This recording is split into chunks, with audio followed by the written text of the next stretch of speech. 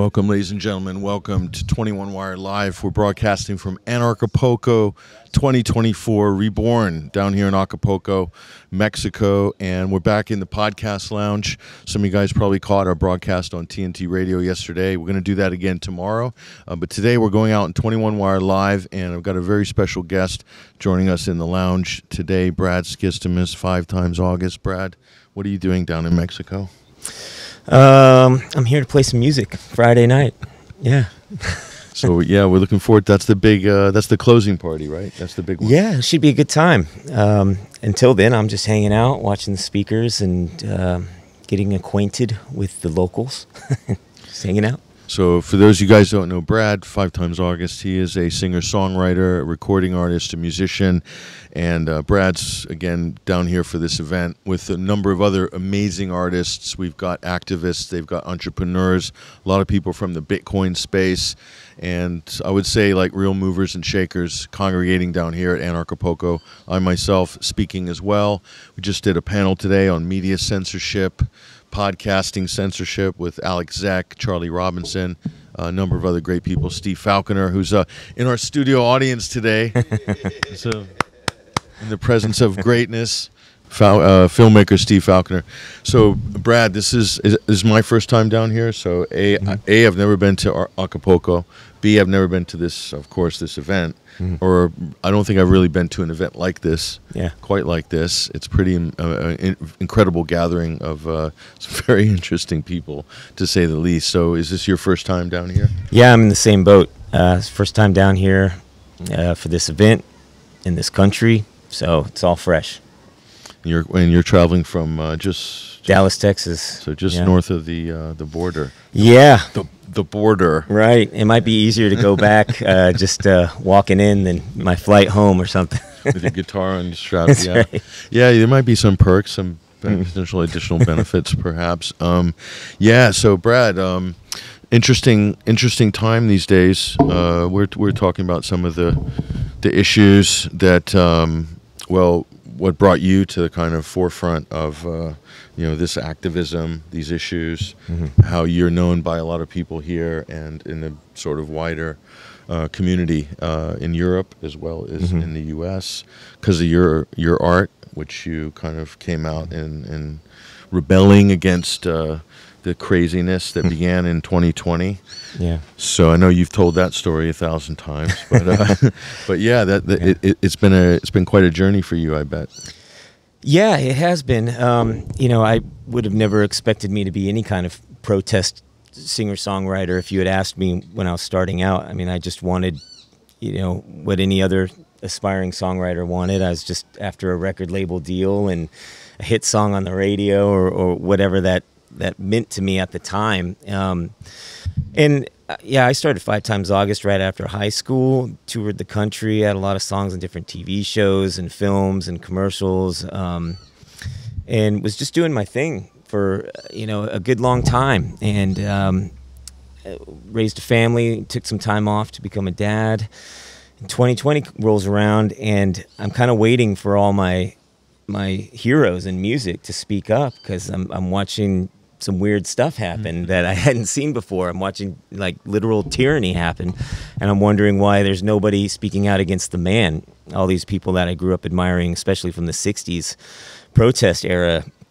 I sat in the middle musically for a long time, just doing pop rock love songs. I wanted it to please everybody on both sides. I wrote a lot for film and TV, and then, to make that decision, I felt like I didn't have an option, because, I write music that I think needs to be out there, and the music, what I needed to hear through music wasn't out there. It wasn't happening. So, I put on my Bob Dylan shoes and started writing and filling in those shoes, because I felt like it was missing. And that was kind of intentional. If you listen to, some of my songs, they sound very Dylan-esque, which is intentional in the sense that he hasn't even showed up. He may, I don't know, people have different opinions on him, but most everybody didn't show up. So yeah, I started speaking out one song at a time throughout 2021, and it kind of, my career trajectory went from that way to this way, and here I am, and Acapulco, Mexico. That's wild. So what was the mechanism? Like, what was the thing that where you jumped from being in the kind of, main music arena, doing what musicians do, and then jumping into this arena? Was it a specific song? Was it a play opportunity that you got, or did it get into the hands of somebody that took it to somebody? How did you kind of break in on this issue? Like, it happened organically, really. I wrote a song called "God Help Us All," which was just I was just venting on everything that I was watching happen, and I released it. And I didn't really plan to release any more. I didn't even consider it a protest song. I just put it out, and I after I released it, I kind of pissed off the majority of everybody that was listening to me, and I started getting these messages from new people discovering my music, saying thank you so much for writing this. And I sat on that, and felt like there needed to be more music like that to let people know they weren't alone. They're letting me know I wasn't alone. And so a couple months went by. I released another song called Jesus, What Happened to Us, and then every song I would lean more and more into it. The more pushback I got from people, whether it was good or bad, I just kept leaning into it because it was something that I just felt like needed to be said. It was commentary on the times. I feel like that's my job as a songwriter, and it was a responsibility I didn't really take to heart until this era.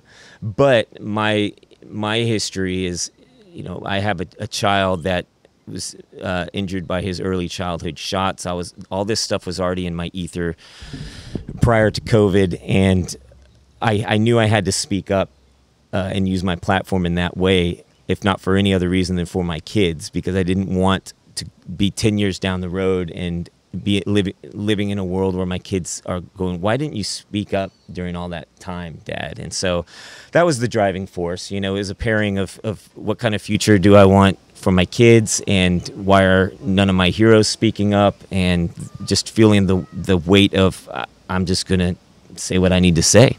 So you knew. So when all this kind of pandemic lockdown started coming, you saw what was coming next, which was the mandatory shot. You could kind of see. You knew this was where things were heading.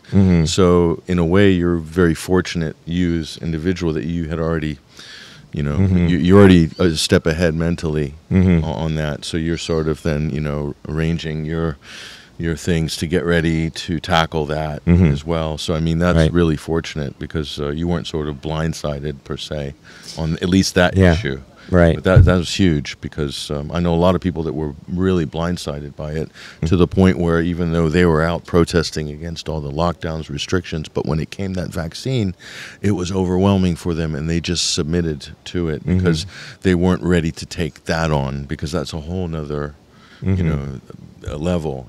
Doctors, especially if you got kids, the pediatricians, they're very assertive and needs to get that. They need to get that. Right. It takes I think it takes a lot of strength to stand up against that. Well, I think that outlook, I think when you're in media and entertainment, for me personally, I always ask, why am I being shown this? Why am I seeing it? I look at the media as a show, and so if you're tuned into that and you don't just take it at face value, you can start to see the patterns developing, and you can go, we were just talking about it prior to the show, but like when they introduced the COVID shot card, and there's 4 spots on the front and like 6 on the back, and they're telling you 2 shots, it was clear to me. It was clear to me that there was more to come, and then you tell this to people, and why would you say that? Or they're calling you a liar, or that you're not trusting, or whatever it may be. And sure enough, here come the boosters. And so you pick up on these things. It's not like it's hard. I don't think it's hard. These signs are right in front of us all. It's just a matter of reading between the lines sometimes, or just opening up your eyes at all. So that's interesting. So you toured, you did a lot of gigs, you did a lot of events, and then this kind of freedom community sprung up after, the dust settled a little bit on this. Things were kind of opening up, and then a lot of events started popping up. And then a lot of people are asking you, and others too, Joseph Arthur and some of the other artists in this kind of dissident musician space. All of a sudden, you're being asked to play gigs to people. You know, so your songs, your commentary become part of that story, become part of like this retelling that story and the lessons learned. What, you know, not to fall for it again, why we need to be vigilant and so forth. So in a way you took on a kind of new role where you're the kind of, I don't know how to describe it, but the sort of raconteur, the scribe of the era, all you guys who are like, you know, writing or doing art. Bob Moran's another one. That literally you look at your work, his work, Joseph and some of the other people, and you can kind of like understand what was happening by seeing some of his cartoons or some listening to some of the songs without having to go through everything. You can kind of just realize what the hell is going on. It's kind of amazing, actually. And I'm really glad you guys you know, got really active and produced a lot too. It's it was weird to look back on to put out an album on it and realize that was the document of those times, and realize you were one of the few that did it, one of the few to capture that moment. I mean, Bob's art during that time, I can't imagine the last several years without it. And we've worked together on a few things. He did some artwork for one of my singles, and I gave him some music for his documentary, and we ended up collaborating. And that's one of the great silver linings about the artistic community from this time is we're now, collaborating, creating new art through this time. And we've crossed paths, and we wouldn't have, otherwise. And that's a beautiful thing. So where what's next? What are you kind of focusing on now? What are you working on? What's your vision right now? What's the universe want you to do to get in the middle of what's happening? I think to continue doing what I have been, release more songs, more videos, collaborate is a big thing that I'm looking forward to doing. Joseph Arthur and I collaborated just before the holidays. We did a version of his song "In the Sun" together, and that was a 50-50 collab straight up. I thought of the idea while we were in the UK together, and I was like, hey, we should record your song, make a new version of it.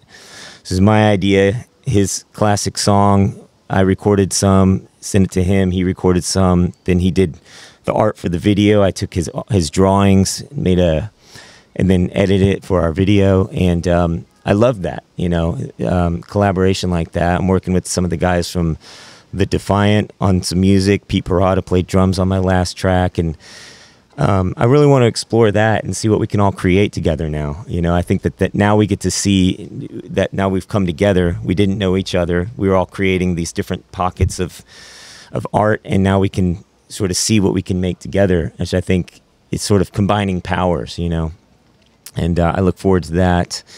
And finding other avenues too, to explore, to change culture. I think that's the mission that I'm on now is something I never would have found myself thinking about years ago, but the need to change culture and the patterns that have developed through mainstream pop culture and our devotion to it and what it means to idolize celebrities. And I really like the idea of changing our perspective on what that means, what to us, how culture changes society, and doing it in a meaningful way. I think we have an opportunity to look back on 100 years of pop culture and see what it's done to us, and then improve upon that. Take the good out of it, and then make something even better out of it moving forward.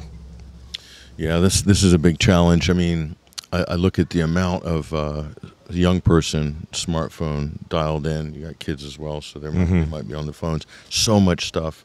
So they're listening to our back catalog, plus their back, post 2000 forward, that back catalog, and then 2020 to 2025, whatever. So they've got this huge, long archive of culture and music, and I'm amazed. You probably might have seen this as well. Is like, yeah, they know the words to like all these songs in the 60s and 70s, as well as what they're listening to contemporary. Right. It's like incredible, and I'm like, when does this library going to continue to be like to grow and to grow as successive generations come online?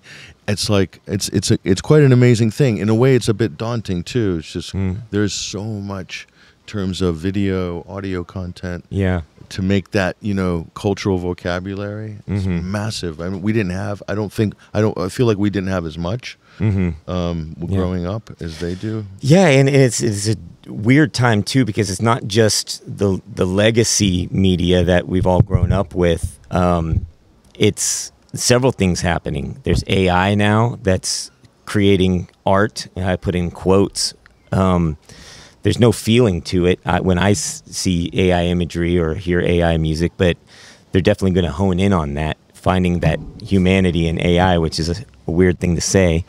But then there's also taking art and culture that, like I see a lot of silent movies now being upgraded, added color and sound. So then there's a whole other world of media. So there's a lot, like it's not even just the art itself, but they're taking that and now morphing it into an alternative version of itself, which changes how we perceive what it was when it came out, what its position was in history. So that's a weird thing to grapple right now. I can't imagine where we're going to be in the next 5 to 10 years, but it's a kind of a scary time for art. One of my goals will be to retain that humanity. I don't think that you'll be able to replace that through AI and stuff like that, but there will be a lot of curiosity about it, and there will be a lot of hype. I think about movies in that conversation, being able to pull up your TV and say, I want to watch a comedy movie that looks like it was filmed in the 80s starring Chevy Chase, and you know what I mean? Like, you'll be able to design your own movie and it'll give you whatever it is.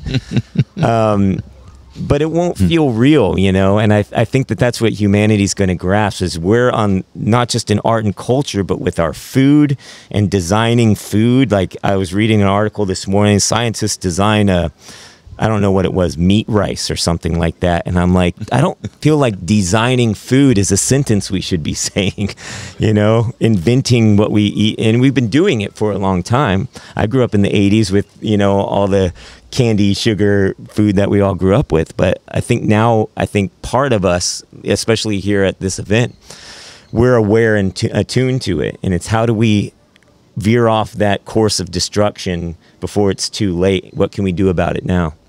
Spam comes to mind as well. You know what I'm talking about, Steve. No, the other thing I noticed, I went to your gig, and you played one of the legendary, Mean Fiddler venues in Kilburn, High Road, London. This is a serious place to play, and Vince Power was in the audience. Still owns the bar of Mean Fiddler, and you had your merch table, Brad, and you had a beautiful vinyl record, beautiful artwork, and I was looking at it. I'm like, this is like the experience when you used to get an album. It wasn't just the album; it was the whole world in it, and you recreated like something really amazing there. So how's that going? Like, do you get a good reaction? Is this something that people have asked you to do, or is it something that you just wanted to do yourself? Yeah, well, it was both. I've always wanted to have a vinyl record. I grew up with vinyl, and I thought if I'm ever going to put my music on a record, these would be the songs to do it. So it felt appropriate, but I also wanted to give whoever wanted that document, that piece, that physical media, to have an experience with it in that same way. So there's a lot of detail on the front cover to just sit and look at.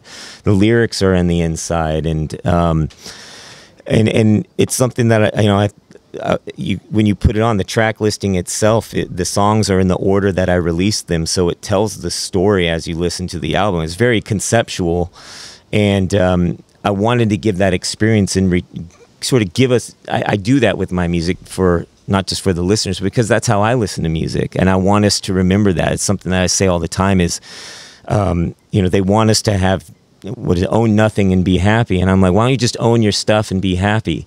And these, our music, our books, our movies, to have these on a shelf at home, they say something about you. There's something that can't be edited later.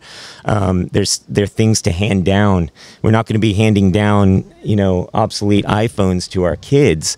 I discovered music through my parents' record collection growing up. I have a ton of CDs and cassettes even still at home. My kids love it, and it spurs memories, and that's important to me. That's something I want to give through my music. If I'm going to make a record or a CD, I want you to sit with it and not just we've gotten so habitual in skimming through our phones looking for 30 seconds of a song, and then we're on to the next one, and it's time to slow down again and kind of just absorb ourselves into the things that mean much to us culturally, music and movies, and those things have to mean something again. I think that's another thing about what I'm saying right now is, the music I put out is very raw. They're just, a lot of the songs on the last album were acoustic performances.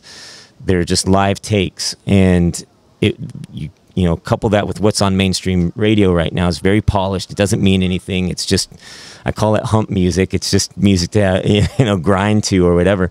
But it's empty, and that's the cultural landscape we're at now. And there's a thirst for something real, and that's obvious out there. For me, when I put that album out, recorded in my bedroom, $0 budget in advertising, and it got to number 5, I think, on Amazon's charts, next to Taylor Swift and Bruce Springsteen, right in between them. And I'm like, that's the power of what we can do in our culture, in this movement, when we want to, when we vote with our dollars. And that hit me hard, realizing that, like, wow, I put my heart into this. I gave people something that really meant something to me, that means something to them, and they supported it. And we found ourselves on the same playing field as all these other manufactured artists or people who have millions of dollars behind them. So there's a lot of power here. Yeah, you got people supporting. There's like a lot of people here, especially the artists, especially a lot of the personalities, the pundits. Their crowd will go to the wall for them. That's how strongly they believe in the message that they're putting out. They will, literally, if they're in trouble, they'll be there to help them. Mm-hmm. They'll show up to the events. They will fly internationally in some cases. Mm-hmm. Just you had people that flew from America to see you at the gig in London, right? And isn't that incredible? But it's the way we've all connected with one another. I mean, that means just as much to me as my music meant to them. For that's the beautiful thing, and the silver lining about all this is that we all mean something to one another. And whether I give music because that's what I have to offer, but there are teachers here and doctors, scientists, and podcast hosts, and that's what we have to give. And when we all do that together, it creates something amazing. Yep, and everything we learn from these challenges, we're going to apply to the next ones, and get better. We get better and better at reading the room, reading what's going on out in the world, and educating people, informing people about what's happening. So there's a lot to be, I think, there's a lot to be encouraged about. A lot of progress has been made. We've made some major advances, I think. I think humanity has made some major advances, even if they're not well publicized or not acknowledged by the mainstream. We in this community and internationally recognize what's going on, and I think there's definitely a movement, and it's powerful, and it is very much below the surface of mainstream culture. But as an old friend said to me once, he says we were at an anti-war protest in London with like millions of people, and we were dejected afterwards because they still went to war. And he said, never forget, he said, we're not the counterculture. He said, they're the counterculture. He said, we're the culture. McDonald's is the counterculture. Corporate, Starbucks, that's the counterculture. We are the culture. We need to change the way that we think. And the same, I think, applies with music. And like you said, that commercial, that assembled product that is like everywhere, the Taylor Swift type songs or whatever. And and that's not the culture. That's the counterculture, and we need to not forget that. And I think it's just a question of perspective.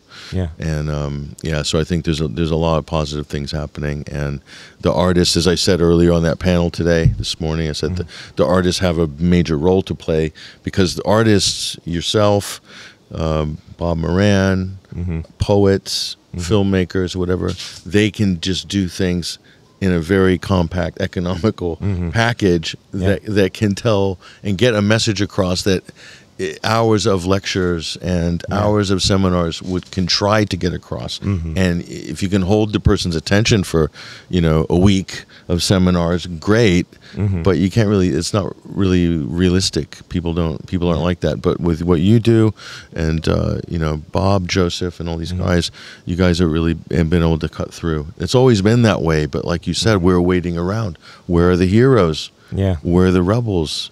So you guys just said, well, I guess that's us. I guess that's us. Yeah, that's the funny thing about it, is we're the kind of guys that really just wanted to go along, get along, leave me alone. Don't, but we felt called to, speak up. I don't think it was, it invaded our space too much, and we felt pushed, and then here we are. But, this stuff that didn't exist, that community is in place now, and we know another situation is coming. We already, they're already talking about Disease X. We all called it last year, 2 years ago. We all knew it was coming. And so this community is in place now that we didn't have at the beginning of 2020, and we all need to keep that in mind. I would also say, though, that we need to be very cautious of the fact that there are forces trying to divide this movement and compartmentalize us and separate us, make us mad at each other. And we need to be very, very careful and cautious of that, and stay focused on what the mission at hand is, because the time to argue about every little thing, it's not right now. That's happened too much. I'm done with it. I'm trying to stay focused on what we've built, right, and not let that fall to the wayside. Because if we're all looking at each other with suspicious eyes the next time this next thing rolls around, this movement is in trouble, and everything we built will be in trouble. But yeah, with the art in itself, it's an amazing thing. We can argue about which doctor said what. I say this a lot, but we can argue about doctors, stats and statistics, graphs. But when you have a visual, a piece of art like Bob's art, or a song or a video, I can't tell you how many times people have sent me a really nice message saying, I showed your video to my parents, and it really connected with them in a way that I haven't been able to connect them with. So I look forward to seeing how we can continue leaning into it collectively, all of us that are doing it right now, and see what we can do. Because the battle's not over. Yeah, the collaboration you did with Bob Moran was amazing. That that great image, the iconic image he did, of the mother protecting the child, and you have the hill landscape as well. And you brought you guys came together on that. Yeah. Did he contact you, or did you contact him? I wrote him. I had a song called "Fight for You" that I had written for the parents that were, from my own perspective, protecting my kids, but. I had been admiring his art, and I wrote him and just said, I've got this song, I love your art, I'd love for you to do a picture for it. And I just sort of let him do what he wanted to do, and he sent me one image, and I was like, it's great, everything he does is great, but I was like, it's not quite there. He did about 3 or 4 drawings, and we landed on that one. That one felt like it was the one, but he ended up making pictures out of the other sketches anyway, so you got four ideas out of it, which is great. So every time I see him, I'm like, cool, but it's great. Like, that's the thing, is I wrote him and he was like, absolutely. And in this community, that's the way it's been. Somebody writes me and do you want to do this thing? I'll say, yeah. I wrote Pete Parada from the band The Offspring is kicked out, and now he's in the Defiant. I had a song called Ain't No Rock and Roll, and that I just put out in October, and I wrote him, I said, you want to play drums on it? He said, absolutely, So we're all in tune with one another. We're all on a mission together, and that's an awesome thing to see. It's another great silver lining to come out of the last few years.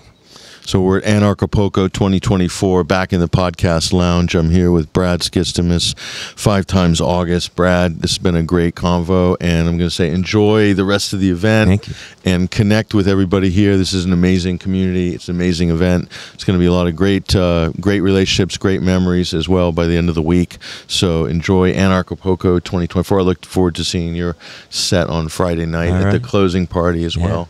But really appreciate you coming on 21 Wire Live. Thank you, sir. All right.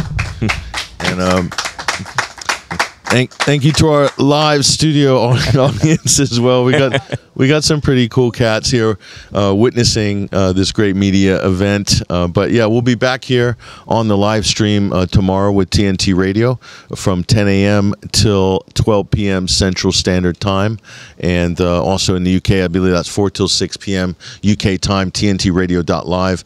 I'm Patrick Henningsen. This has been 21 Wire Live. Take care, you guys. We'll catch you on the next stream. Cool.